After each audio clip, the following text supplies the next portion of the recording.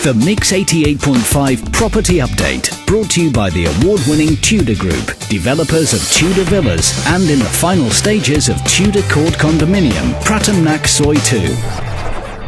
The Tudor Group, Thai lifestyle, European standards. Welcome to this week's Mix 88.5 Property Update here on PMTV. As always, my guest in the studio from Salmons, Thailand is Tim Gladwin. The Mix 88.5 Property Update. So good afternoon and welcome to another property update here at Mix 88.5. Our guest, as always, in the studio from Salmons, Thailand is Tim Gladwin. Good afternoon, Tim. Afternoon, Russell.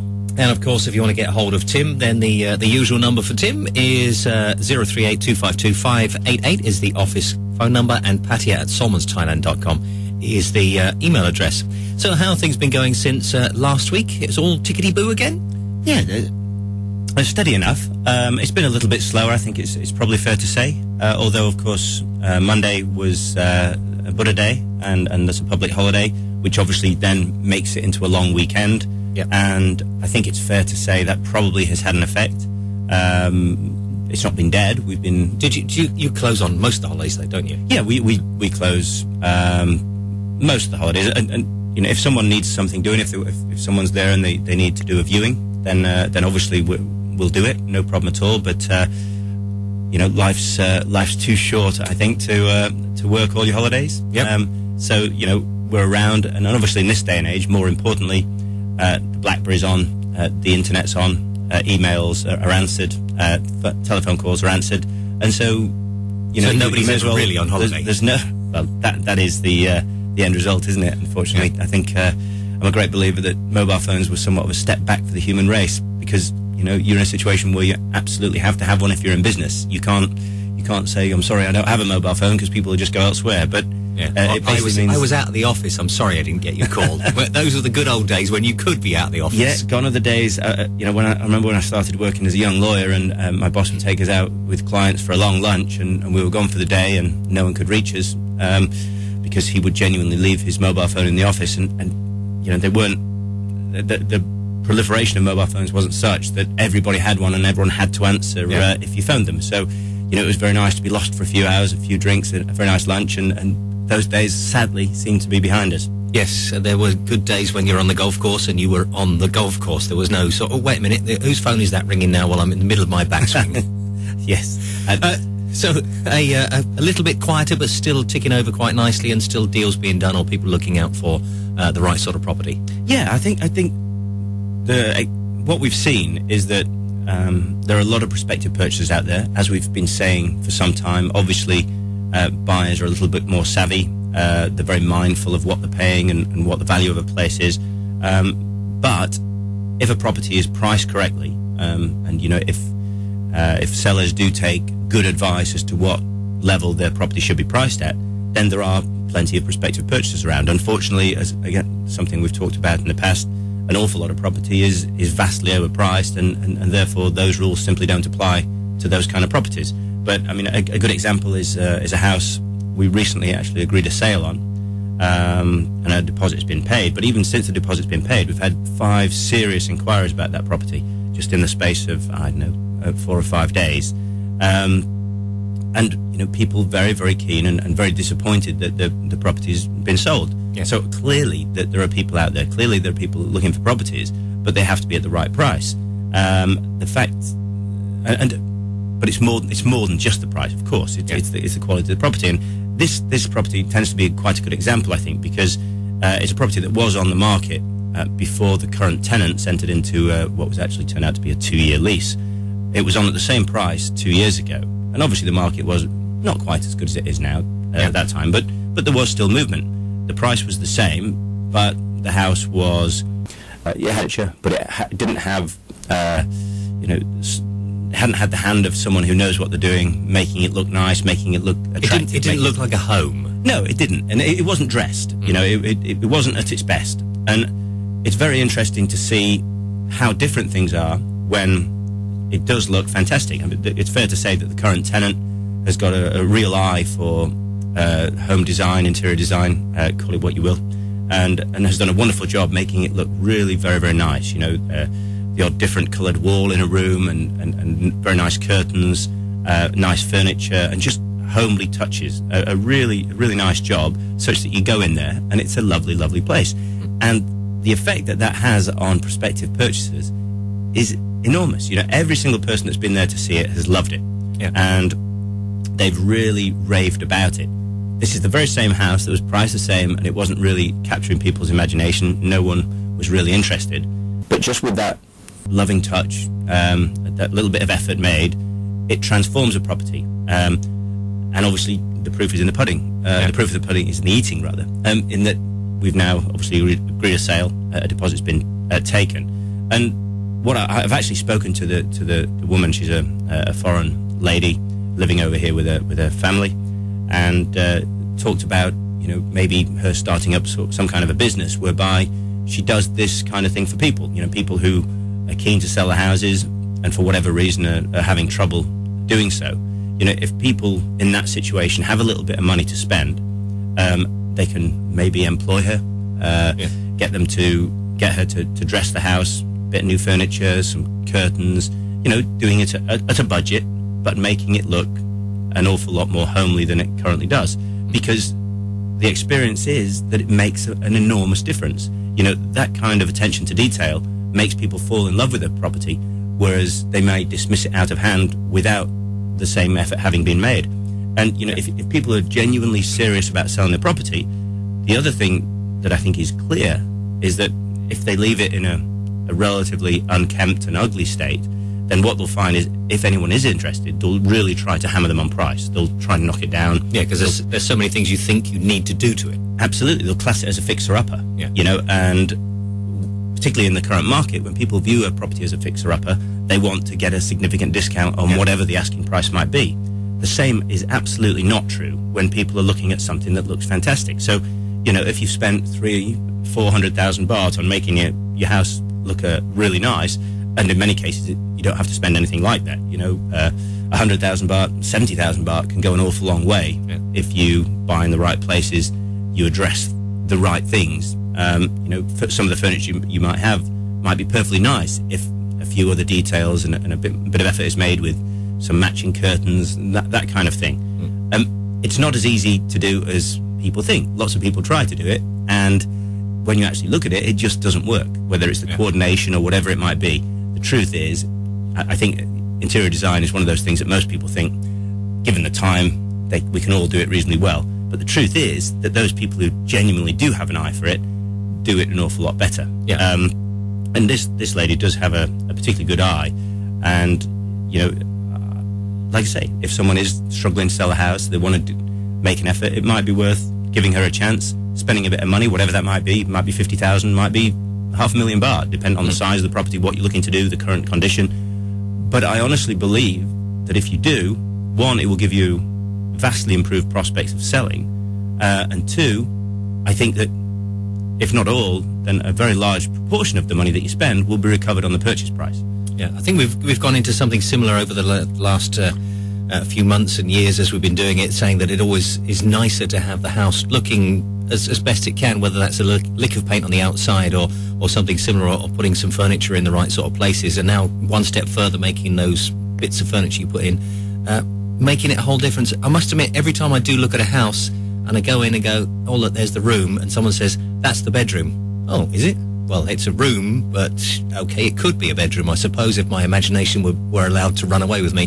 That's the kitchen. Ah, is it? Yes, look, there's an electricity point over there, and there's a sink unit, or somewhere where a sink unit could be. It does make a big difference to see something nice. It really does. And, you know, as you said a minute ago, it is something we've talked about in the past.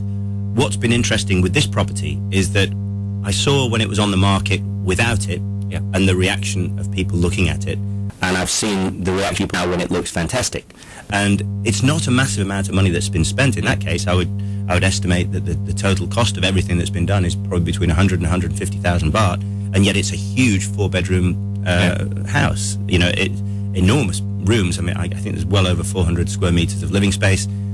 So a big area to do, not a vast amount of money spent, but the difference in reaction of those people looking at the house. Like I say, we often talk about things in theory. You know, in theory, it's better if you do this. It's better if you dress the house. It's better if you make it look nice. Like I say, what's really interesting in in this case is that I've seen before and after, and the difference has been Somebody buying it. Yeah, and like I said, actually I've sat there on a number of occasions with this house and thought, I wish we had a few more exactly the same, because we could sell a handful of them without any difficulty at all. And obviously it's a little bit disappointing when you've only got one to sell. Yeah. So is this lady going to be doing some more of it? Are you going to sort her out, sticking up as part of the Solomons business, or? Well, I think what I'll do is, if anyone comes to me, I'll simply put them in touch with her. Hopefully it's on properties that we have listed, and so it will help us in that we will be better able to sell those properties. It'll help us do our job. I'm not really. I would very much leave it to the two parties to work out things between them. And I'm sure that there are plenty of interior design people around. But like I say, I've seen what she's done, and I've seen the reaction of quite a lot of people who have looked at it, and it's been universally extremely popular, which says a lot, I think, for her eye. Yes, and if you've got one of those sort of eyes that can do it, because you often look at some places that have been decorated, and even then you go, oh no, it still doesn't show it to its best light, because there are some very poor or bad even interior decorators. Yeah, we've talked about taste before, and I think what we concluded is just because you've got money doesn't mean that you've got taste. Yeah. We've talked about some properties that we've seen, and I've seen places that are really an awful lot of money's been spent. On whether it's on marble, very very expensive furniture and curtains. And frankly, it would be a lot better off without anything having been done at all. Yeah. Because, taste is subjective. Unfortunately, most people like the same things. And if you don't, and you go ahead and do something that suits your eye, you may actually be devaluing your property rather than making it worth more. Yeah, because we've got to cover those things up or throw them away as we move in and go, oh, no, right, that's got to be ripped out immediately. All right, then, on to the money stakes this week. I believe that we were a bit shocked last week. It's gone back down from the 50 mark. It looks like everything has gone down this week. The pound is looking at 48.52 rather than 49.67 last week, and 50 the weeks before that. The US dollar has dropped a little bit as well, 31.47 as opposed to 31.81 last week. The euro also dropped at 39.32 as opposed to 39.65, and even the Australian dollar falling in line with everything else and dropped as well a little bit, 30.98 this week and 31.1. So basically we're obviously looking at the stronger Thai baht. Yeah, I think to an extent things have gotten a little worse in Europe. The sovereign debt crisis and so forth seems to be rearing its ugly head again. And I think it's more a consequence of that than anything. It really does seem to be getting a little bit ugly. I was listening to the Business Daily the other day, and Mark Faber, who was actually someone I had drinks with in Hong Kong on a few occasions, he knew a friend of mine, and he's called Dr. Doom, and he was on the Business Daily interview the other day, and his belief is that we're going to, where this eventually ends is with the collapse of the financial system all around the world. Now, obviously he's known as Dr. Doom for very good reason, because he takes a very pessimistic approach with respect to pretty much everything. But nevertheless, he is quite a well-respected guy, and so I suspect his conclusion is within the realm of possibilities. Yeah. Hopefully it doesn't happen, but clearly, I think recent days and weeks, things have gotten a little worse. Obviously, the situation with Greece is still far from certain. There's more problems again, I think, in Spain, and Yep, they're all suffering, but doing it there. I did read something, I think it was this week, that George Soros said that there's about a 3-month window to sort out the euro. If it doesn't get sorted out within 3 months, then it will collapse. And he's a man who has made a few quid out of the foreign exchange markets. I think he's made a few quid out of everything. But no, I think it does seem to be coming to a head, and maybe that's part of the issue here. Obviously, one would anticipate that the fallout, if the euro does collapse, it's going to be far worse for sterling and the dollar than it is for Asian currencies, which are a little bit more removed from the after effects. Although I imagine things won't be good anywhere if the Greeks do default and the euro basically collapses. But I think Mark Faber was saying that if he were Germany, he would pull out of the euro. So maybe don't give them any ideas. They probably would. It's all a bit messy at the moment, and where it will end, who knows? But I think obviously that's part of the reason why the currencies are suffering a little bit. But at least the Irish have said yes, and the Greeks have said yes to staying in and trying to curb their ways in the short term. Now, if you're looking to invest in Tudor Court this week, every million baht will cost you in US dollars 31,770. In pounds, it's 20,606, and in euros, it's 25,430 if you're sticking a million baht into a property over there. And speaking of sticking money into a property, this week we have a very different property of the week. Yeah, I thought it was worth a mention. It's not a property that's in or close to Pattaya. It's actually a piece of land, beachfront land, in quite a sensationally beautiful bay down in Surat Thani, which many people will know is the area on the mainland on the other side of the Gulf of Thailand, from where the ferries go to Koh Samui. A really beautiful coastline down there, and this land, it's 8 rai in total, and it's divided by a very nice tarmac road that obviously brings you to the land. 2 rai is on the ocean side and has direct beachfront access with 140 meters of beachfront. Opposite, on the other side of the road, is 6 rai, which rises up quite nicely, so you've got a nice high perspective in which to look out over this genuinely beautiful bay. It's a white sand bay, a lovely sort of crescent shape, looking out some beautiful limestone islands that are obviously quite typical in certain areas in Thailand. Absolutely breathtakingly beautiful. There's a couple of multi-million-dollar houses already on the beach there, adjacent to this land, so it's not like you're going into the middle of nowhere where there's no development and you have to start everything up. Services are there, electricity, water, again, so you don't have to bring electricity from 5 kilometers away at great expense, or it's always nice, or drill for water or whatever.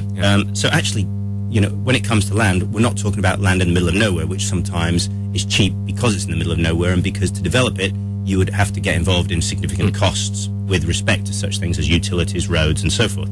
All that's already taken care of. Yet still, this land's available at just 3.25 million baht per rai, which, when you consider what beachfront land goes for here, anything up to, I suppose, 60, 70 million baht per rai, obviously it's quite cheap. And it's not in the middle of nowhere. The Samui ferry is very close. It's a developing area. You've got the houses there already. It's just incredibly beautiful area, and if someone has a few quid and is looking to land bank or build themselves a beautiful beachfront home, nice option. And sit next to a couple of other $1 million homes. Well, indeed. Nice if you've got the spare $1 million. If you do, then contact Tim. 038 252 588 is the office number.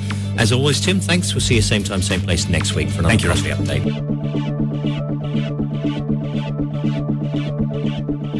We'll see you at same time, same place next week. That's it for this week's property update at Mix 88.5. Catch you next week.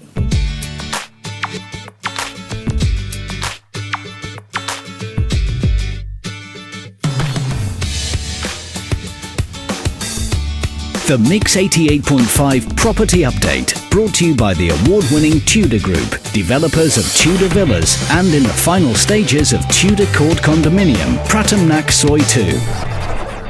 The Tudor Group, Thai lifestyle, European standards.